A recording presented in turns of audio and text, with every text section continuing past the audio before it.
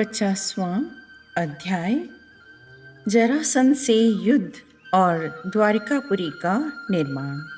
श्री सुखदेव जी कहते हैं, भरतवंश शिरोमणि परीक्षित, कंस की दो रानियां थीं, अस्ति और प्राप्ति।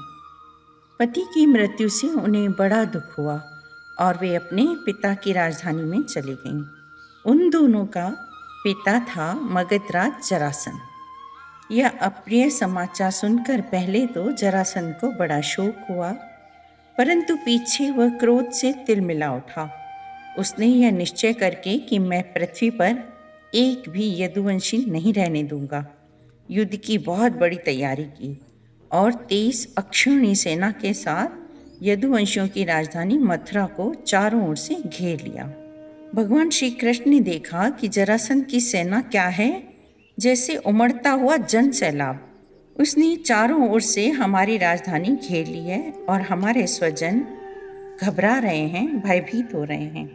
तब उन्होंने सोचा, यह बड़ा अच्छा हुआ कि मगधराज ने कई अक्षौहिणी सेना इकट्ठी कर ली है। यह सब तो पृथ्वी का भार ही जुटकर मेरे पास आ पहुंचा है। मैं इसका नाश करूंगा, परंतु अभी मगधराज जरासंध को नहीं मारना चाहिए, क्योंकि यह जीवित रहेगा तो फिर से असुरों की बहुत बड़ी सेना इकट्ठी कर लाएगा। मेरे अवतार का यही प्रयोजन है। भगवान श्री कृष्ण इस प्रकार विचार कर ही रहे थे कि आकाश से सूर्य के समान चमकते हुए दो रथ आ पहुंचे। उनमें युद्ध की सारी सामग्रियां सुसज्जित थीं और दो सारथी उन्हें हाँक रहे थे। उसी समय भगवान के दिव्य और सनातन आयुध भी अपने आप वहां आकर उपस्थित हो गए। उन्हें देखकर भगवान श्री कृष्ण ने अपने बड़े भाई बलराम से कहा, भाई जी, इस समय तो यदुवंशी आपको ही अपना स्वामी और रक्षक मानते हैं। उन पर बहुत बड़ी विपत्ति आ पड़ी है। यह आपका रथ है और यह आपके प्यारे आयुध हल और मूसल भी आ पहुँचे हैं। अब आप इस पर सवार होकर शत्रु सेना का संहार कीजिए और अपने स्वजनों को इस विपत्ति से बचाइए। रथ पर सवार होकर दोनों भाई अपने अपने आयुध लिए हुए थे और छोटी सी सेना उनके साथ साथ चल रही थी। श्री कृष्ण का रथ हाँक रहा था दारुक। पुरी से बाहर निकलकर उन्होंने अपना 5 जन्य शंख बजाया। उन्हें देखकर मगधराज जरासंध ने कहा, तू तो अभी निरा बच्चा है, तेरे साथ लड़ने में मुझे लाज लग रही है। बलराम, यदि तेरे चित्त में यह श्रद्धा हो कि युद्ध में मरने पर स्वर्ग मिलता है तो तू आ, हिम्मत बांधकर मुझसे लड़। मेरे बाणों से छिन्न भिन्न हुए शरीर को यहाँ छोड़कर स्वर्ग में जा। भगवान श्री कृष्ण ने कहा, मगधराज, जो शूरवीर होते हैं वे तुम्हारी तरह डींग नहीं हाँकते, वे तो अपना बल पौरुष ही दिखाते हैं। मगधराज जरासंध ने भगवान श्री कृष्ण और बलराम के सामने आकर अपनी बहुत बड़ी बलवान और अपार सेना के द्वारा उन्हें चारों ओर से घेर लिया। जब भगवान श्री कृष्ण ने देखा कि शत्रु सेना के वीर हमारी सेना पर इस प्रकार बाणों की वर्षा कर रहे हैं, तब उन्होंने अपने देवता और असुर दोनों से सम्मानित शांक धनुष का टंकार किया। उसके बाद वे धनुष की डोरी खींचकर झुंड के झुंड बाण छोड़ने लगे। भगवान श्री कृष्ण जरासंध की चतुरंगी सेना, हाथी, घोड़े, रथ और पैदल सेना का संहार करने लगे। इससे बहुत से हाथियों के सिर कट कट कर गिरने लगे। बाणों की बौछार से अनेकों घोड़ों के सिर भी धड़ से अलग हो रहे थे। जरासंध की वह सेना भयावह और बड़ी कठिनाई से जीतने योग्य थी, परंतु भगवान श्री कृष्ण और बलराम ने थोड़े ही समय में उसे नष्ट कर डाला। वे सारे जगत के स्वामी हैं, उनके लिए एक सेना का नाश कर देना केवल खिलवाड़ ही तो है। परीक्षित, भगवान के गुण अनंत हैं। वे खेल खेल में तीनों लोकों की उत्पत्ति, स्थिति और संहार करते हैं। उनके लिए यह कोई बड़ी बात नहीं है। श्री बलराम जी जैसे एक सिंह दूसरे सिंह को पकड़ लेता है, वैसे ही बलपूर्वक महाबली जरासंध को पकड़ लिया। बड़े बड़े शूरवीर जरासंध का सम्मान करते थे, इसलिए उसे बड़ी लज्जा महसूस हुई कि मुझे दया करके दीन की भांति फिर उन्होंने छोड़ दिया। वह बहुत उदास होकर अपने देश मगध को चला गया। परीक्षित इस प्रकार 17 बार 23 अक्षौणी सेना इकट्ठी करके मगधराज जरासंध ने भगवान श्री कृष्ण के द्वारा सुरक्षित यदुवंशियों से युद्ध किया, किंतु यादवों ने भगवान श्री कृष्ण की शक्ति से हर बार उसकी सारी सेना नष्ट कर दी। जब सारी सेना नष्ट हो जाती तब यदुवंशियों के उपेक्षापूर्ण छोड़ देने पर जरासंध अपनी राजधानी में लौट जाता। जिस समय 18वां संग्राम छिड़ने ही वाला था, उसी समय नारद जी का भेजा हुआ वीर कालयवन दिखाई पड़ा। युद्ध में कालयवन के सामने खड़ा होने वाला वीर संसार में दूसरा कोई था ही नहीं। उसने जब यह सुना कि यदुवंशी हमारे ही जैसे बलवान हैं और हमारा सामना कर सकते हैं, तब 3 करोड़ मिलेच्छों की सेना लेकर उसने मथुरा को घेर लिया। कालयवन की यह असमय चढ़ाई देखकर भगवान श्री कृष्ण ने बलराम जी के साथ मिलकर विचार किया, अरे इस समय तो यदुवंशियों पर जरासंध और कालयवन ये दो विपत्तियां एक साथ ही मंडरा रही हैं। आज इस परम बलशाली यवन ने हमें आकर घेर लिया है और जरासंध भी आज कल या परसों में आ ही जाएगा। यदि हम दोनों भाई इसके साथ लड़ने में लग गए और उसी समय जरासंध आ पहुंचा तो वह हमारे बंधुओं को मार डालेगा या तो कैद करके अपने नगर में ले जाएगा, क्योंकि है तो वह बड़ा बलवान ना। इसलिए आज हम लोग एक ऐसा दुर्ग, ऐसा किला बनाएंगे जिसमें किसी भी मनुष्य का प्रवेश करना अत्यंत कठिन होगा। अपने स्वजन संबंधियों को उसी किले में पहुंचाकर फिर इस यवन का वध कराएंगे। बलराम जी से इस प्रकार सलाह करके भगवान श्री कृष्ण ने समुद्र के भीतर एक ऐसा दुर्गम नगर बनाया जिसमें सभी वस्तुएं अद्भुत थीं और उस नगर की लंबाई चौड़ाई 48 कोस की थी। उस नगर की एक एक वस्तु में विश्वकर्मा का विज्ञान, वास्तु विज्ञान और शिल्प कला की निपुणता प्रकट होती थी।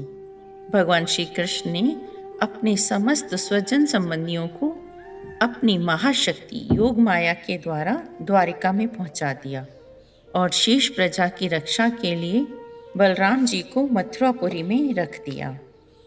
51वां अध्याय, कालयवन का भस्म होना और मुचुकुंद की कथा। श्री सुखदेव जी कहते हैं, प्रिय परीक्षित, जिस समय भगवान श्री कृष्ण मथुरा नगर के मुख्य द्वार से निकले उस समय ऐसा मालूम पड़ा मानो पूर्व दिशा में चंद्रोदय हो रहा हो। उन्हें देखकर कालयवन ने निश्चय किया कि यही पुरुष वासुदेव है, क्योंकि नारद जी ने जो जो लक्षण बतलाए थे वे सब इनसे मिल रहे हैं, इसलिए यह कोई दूसरा नहीं हो सकता। इस समय यह बिना किसी अस्त्र शस्त्र के पैदल ही इस ओर चला आ रहा है, इसलिए मैं भी इसके साथ बिना अस्त्र शस्त्र के ही लड़ूंगा। ऐसा निश्चय करके जब कालयवन भगवान श्री कृष्ण की ओर दौड़ा तब वे दूसरी ओर मुंह करके रणभूमि से भाग चले और उन योग दुर्लभ प्रभु को पकड़ने के लिए कालयवन उनके पीछे पीछे दौड़ने लगा। रणछोड़ भगवान लीला करते हुए भाग रहे थे। कालयवन पग पग पर यही समझता था कि अब पकड़ा तब पकड़ा। इस प्रकार भगवान उसे बहुत दूर तक एक पहाड़ की गुफा में ले गए। कालयवन पीछे से बार बार आक्षेप करता कि अरे भाई, तुम परम यशस्वी यदुवंश में पैदा हुए हो तो तुम्हारा इस प्रकार युद्ध छोड़कर भागना उचित नहीं है। उसके आक्षेप करते रहने पर भी भगवान उसे पर्वत की गुफा में ले गए। उनके पीछे पीछे कालयवन भी घुसा।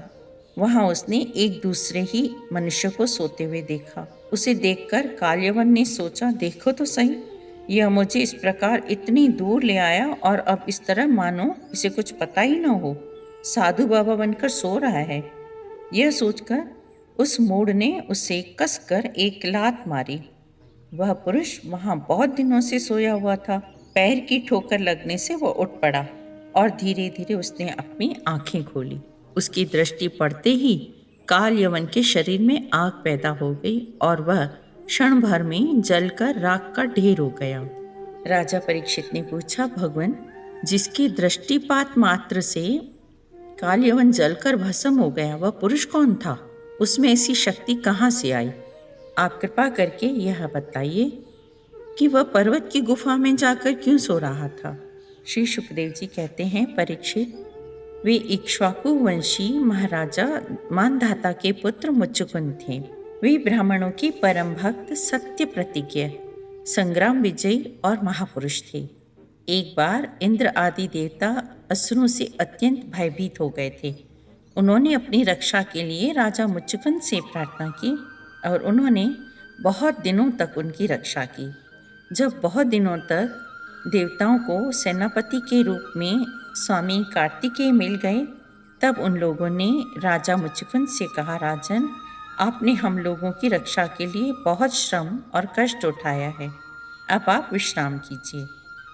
वीर शिरोमणि, आपने हमारी रक्षा के लिए मनुष्य लोक का अपना सारा राज्य छोड़ दिया और जीवन की अभिलाषाएं तथा भोग का भी परित्याग कर दिया।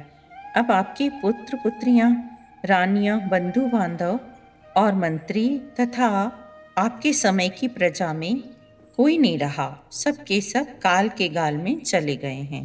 काल समस्त बलवानों से भी बलवान है। वह स्वयं परम समर्थ, अविनाशी और भगवत स्वरूप है। जैसे ग्वाले पशुओं को अपने वश में रखते हैं, वैसे ही वह खेल खेल में सारी प्रजा को अपने अधीन रखता है। राजन, आपका कल्याण हो। आपकी जो इच्छा हो वो वरदान हमसे मांग लीजिए। देवताओं के इस प्रकार कहने पर और बहुत थके होने के कारण निद्रा का ही वर मांगा तथा उनसे वर पाने के बाद वे नींद से भरकर पर्वत की गुफा में जाकर सो गए। उस समय देवताओं ने कह दिया था कि राजन, सोते समय यदि कोई आपको बीच में जगा देगा तो वह आपकी दृष्टि पड़ते ही उसी क्षण भस्म हो जाएगा। परीक्षित, जब काल यवन भस्म हो गया तब भगवान श्री कृष्ण ने परम बुद्धिमान राजा मुच्चुकुंद को अपना दर्शन दिया। राजा मुच्चुकुंद यद्यपि बड़े बुद्धिमान और धीर पुरुष थे, फिर भी भगवान की यह दिव्य ज्योतिर्मयी मूर्ति देखकर चकित से हो गए। उनके तेज से हतप्रभ होकर सकपका गए। राजा ने तनिक शंकित होकर पूछा, आप कौन हैं? इस जंगल में आप क्यों विचर रहे हैं? क्या आप समस्त तेजस्वियों के मूर्तिमान तेज अग्निदेव तो नहीं हैं? सूर्य, चंद्रमा या देवराज इंद्र या कोई दूसरे लोकपाल हैं क्या? मैं तो ऐसा समझता हूँ कि आप भगवान नारायण ही हैं। पुरुष श्रेष्ठ, यदि आपको रुचे तो हमें अपना जन्म, कर्म और गोत्र बतलाइए। मेरा नाम मुच्चुकुंद है और प्रभु, मैं युवनाश्व नंदन महाराज मानधाता का पुत्र हूँ। बहुत दिनों तक जागते रहने के कारण मैं थक गया था। निद्रा ने मेरी समस्त इंद्रियों की शक्ति छीन ली थी। इसी से मैं इस निर्जन स्थान में निर्द्वंद सो रहा था। अभी अभी किसी ने मुझे जगा दिया। भगवान श्री कृष्ण ने कहा, प्रिय मुच्चुकुंद, मेरे हजारों जन्म, कर्म और नाम हैं। वे अनंत हैं, इसलिए मैं भी उनकी गिनती करके नहीं बतला सकता। राजन, यह काल यवन था जो मेरी ही प्रेरणा से तुम्हारी तीक्ष्ण दृष्टि पड़ते ही भस्म हो गया। वही मैं तुम पर कृपा करने के लिए ही इस गुफा में आया हूँ। तुमने पहले मेरी बहुत आराधना की है, इसलिए राजर्षि, तुम्हारी जो अभिलाषा हो मुझसे मांग लो। श्री सुखदेव जी कहते हैं, जब भगवान श्री कृष्ण ने इस प्रकार कहा तब राजा मुच्चुकुंद को वृद्ध गर्ग का वह कथन याद आ गया कि यदुवंश में भगवान अवतीर्ण होने वाले हैं। वे जान गए कि ये स्वयं भगवान नारायण हैं। आनंद से भरकर उन्होंने भगवान के चरणों में प्रणाम किया और इस प्रकार बहुत सी स्तुति की कि प्रभु, जगत के सभी प्राणी आपकी माया से अत्यंत मोहित हो रहे हैं। वे आपसे विमुख होकर अनर्थ में ही फंसे रहते हैं। बहुत से लोग विषय भोग छोड़कर पुनः राज्य आदि भोग मिलने की इच्छा से ही दान पुण्य करते हैं, किंतु इस प्रकार उनकी तृष्णा बढ़ती ही रहती है। वह कदापि सुखी नहीं हो पाते। भगवान, मैं तो ऐसा समझता हूँ कि आपने मेरे ऊपर परम अनुग्रह किया है, कृपा की है, क्योंकि बिना किसी परिश्रम के अनायास ही मेरे राज्य का बंधन टूट गया। अंतर्यामी प्रभु, आपसे क्या छुपा है? मैं आपके चरणों की सेवा के अतिरिक्त और कोई भी वरदान नहीं चाहता। तब भगवान श्री कृष्ण ने कहा, सार्वभौम महाराज, तुम्हारी मति, तुम्हारा निश्चय बड़ा ही पवित्र और उच्च कोटि का है। यद्यपि मैंने तुम्हें बार बार वर देने का प्रलोभन दिया, फिर भी तुम्हारी बुद्धि कामनाओं के अधीन न हुई। मैंने तुम्हें जो वर देने का प्रलोभन दिया था, वह केवल तुम्हारी सावधानी की परीक्षा के लिए। मेरे जो अनन्य भक्त होते हैं, उनकी बुद्धि कभी कामनाओं से इधर उधर नहीं भटकती। जो लोग मेरे भक्त नहीं होते, वे चाहे अपने मन को वश में करने का कितना ही प्रयत्न क्यों न कर लें, उनकी वासनाएं क्षीण होती ही नहीं। उनका मन फिर से विषयों की ओर मचल पड़ता है। तुम अपने मन और सारे मनोभावों को मुझे समर्पित कर दो, मुझ में लगा दो और फिर स्वच्छंद रूप से पृथ्वी पर विचरण करो। मुझ में तुम्हारी विषय वासना शून्य निर्मल भक्ति सदा बनी रहे। तुमने क्षत्रिय धर्म का आचरण करते हुए समय, शिकार आदि के अवसरों पर बहुत से पशुओं का वध किया है।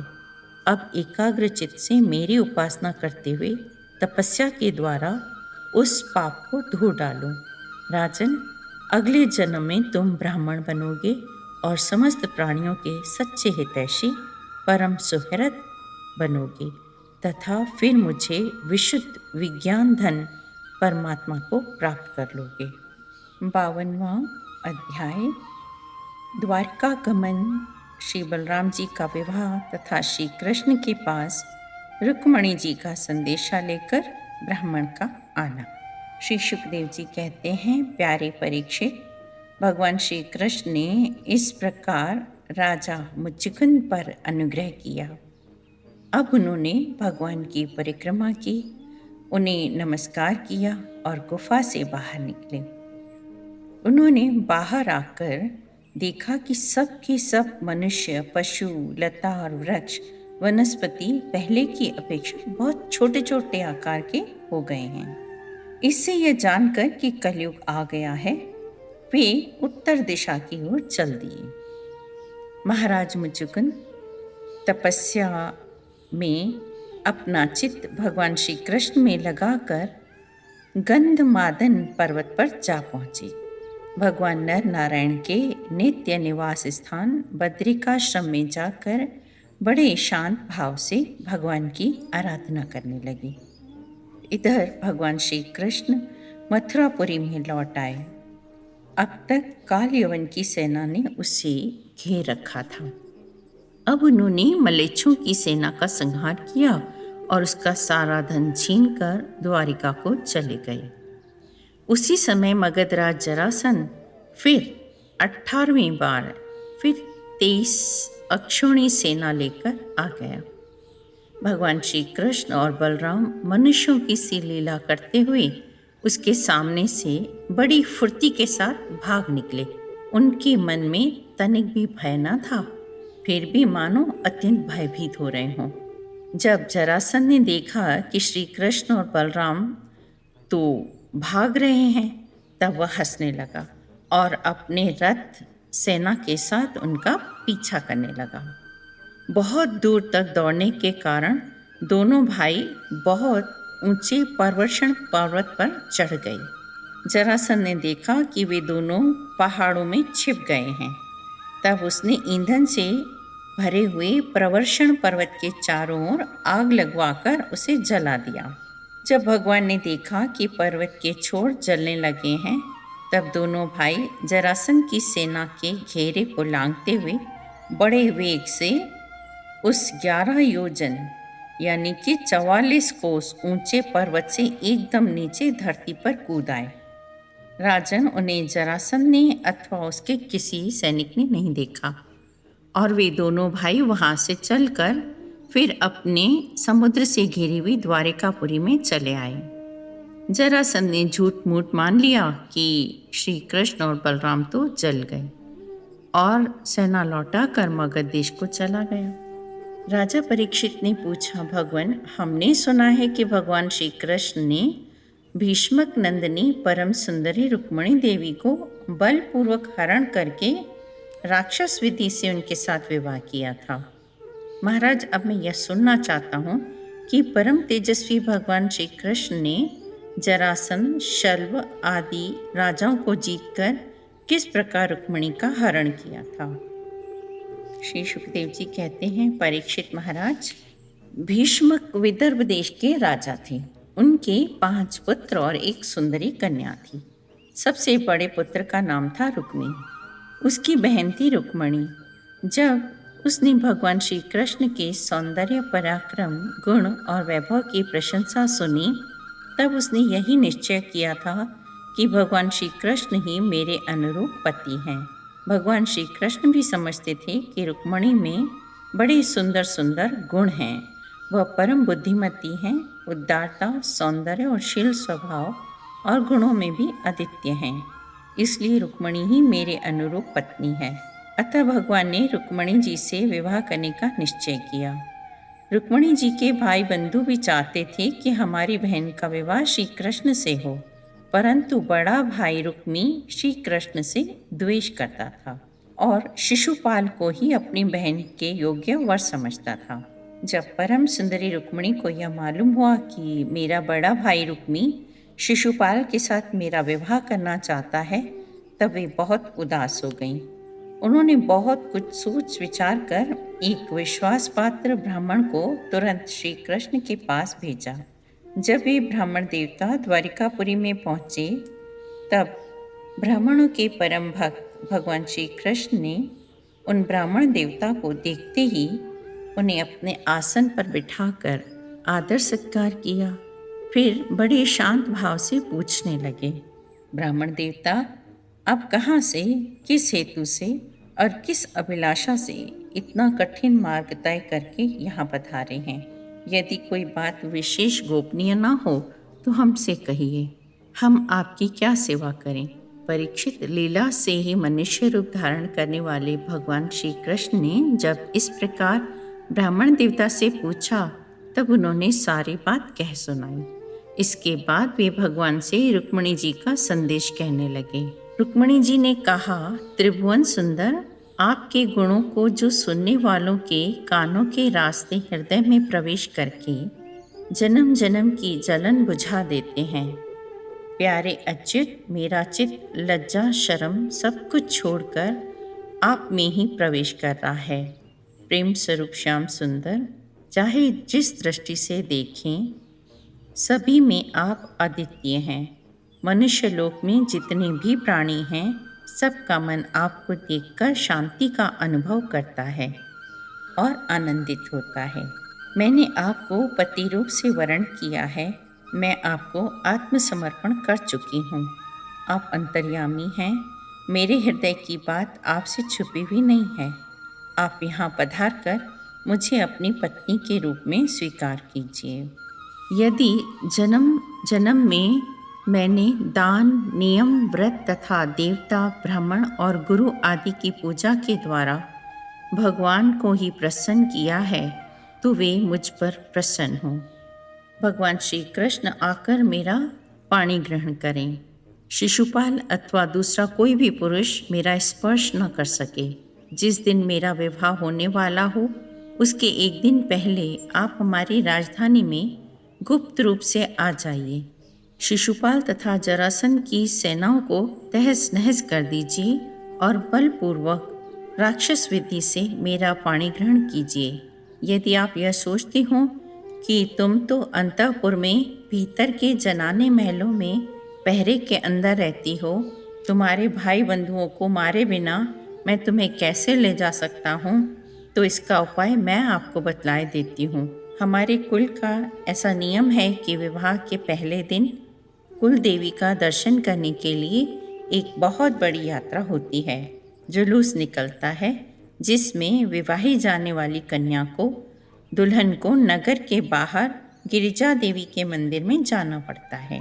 यदि मैं आपकी वह चरण धूल नहीं प्राप्त कर सकी तो व्रत द्वारा शरीर को सुखाकर प्राण छोड़ दूंगी।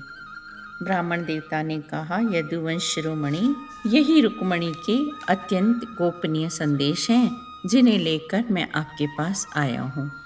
इसके संबंध में जो कुछ करना हो विचार कर लीजिए और तुरंत ही उसके अनुसार कार्य कीजिए।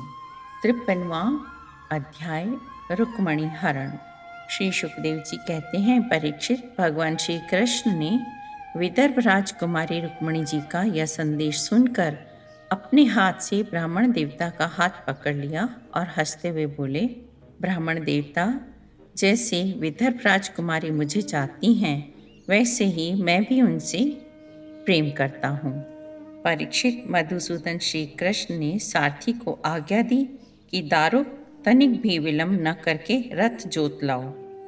दारुक भगवान के रथ में शैव्य, सुग्रीव, मेघपुष्प और बलहक नाम के 4 घोड़े जोत कर उसे ले आया और हाथ जोड़कर भगवान के सामने खड़ा हो गया।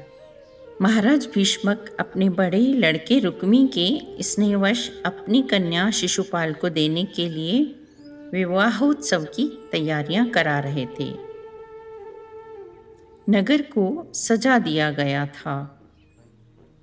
राजा भीष्मक ने पितर और देवताओं का विधि पूर्वक पूजन करके ब्राह्मणों को भोजन कराया और नियमानुसार स्वस्ति वाचन भी। परम सुंदरी राजकुमारी रुक्मणी जी को उत्तम उत्तम आभूषणों से विभूषित कराया गया। इसी प्रकार चेदी नरेश राजा दमघोष ने भी अपने पुत्र शिशुपाल के लिए मंत्र यज्ञ ब्राह्मणों से अपने पुत्र के विवाह संबंधी मंगल कृत्य कराए। उसकी बारात में शाल्व, जरासंध, दंतवक्र, विदुरथ और पौंड्रक आदि शिशुपाल के सहस्त्रों मित्र राजा आए थे। वे सब राजा श्री कृष्ण और बलराम जी के विरोधी थे और राजकुमारी रुक्मणी शिशुपाल को ही मिले इस विचार से आए थे। विपक्षी राजाओं की इस तैयारी का पता भगवान बलराम जी को लग गया और जब उन्होंने सुना कि भैया श्री कृष्ण अकेले ही राजकुमारी का हरण करने के लिए चले गए हैं, तब उन्हें वहाँ लड़ाई झगड़े की आशंका हुई। यद्यपि वे श्री कृष्ण का बल विक्रम जानते थे, फिर भी भ्रातृस्नेह तुरंत ही बड़ी भारी चतुरंगणी सेना साथ लेकर कुंडिनपुर के लिए चल पड़ी।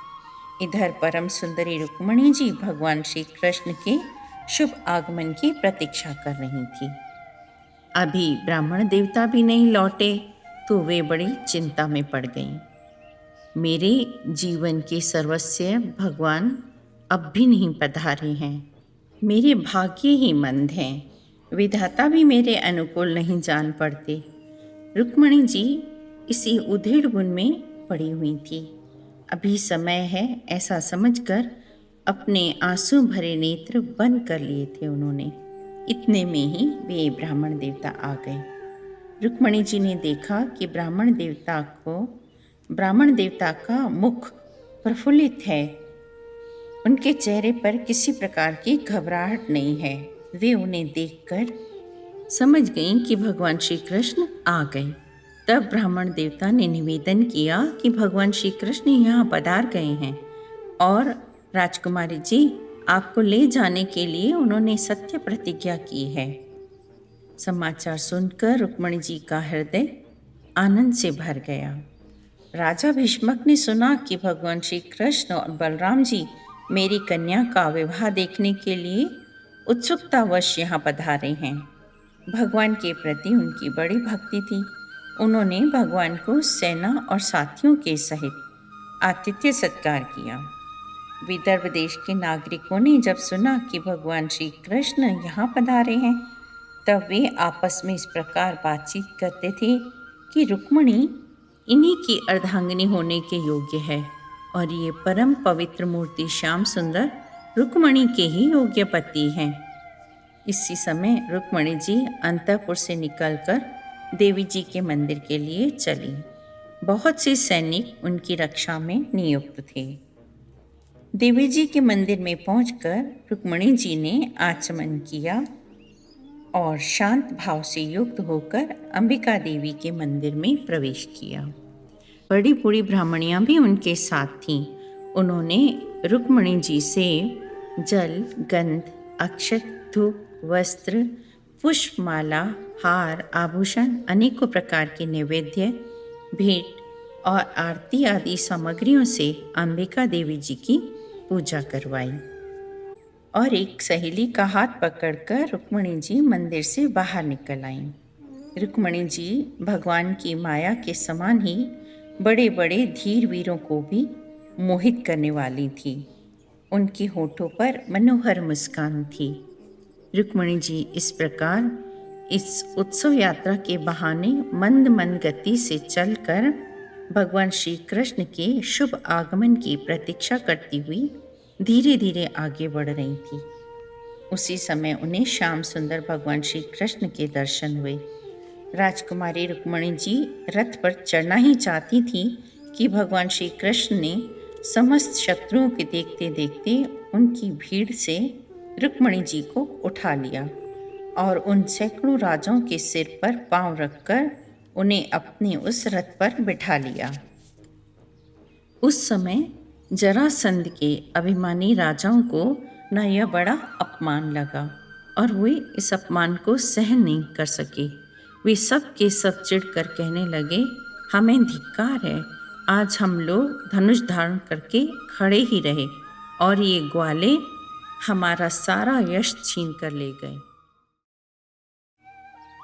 ओम नमो भगवते वासुदेवाय।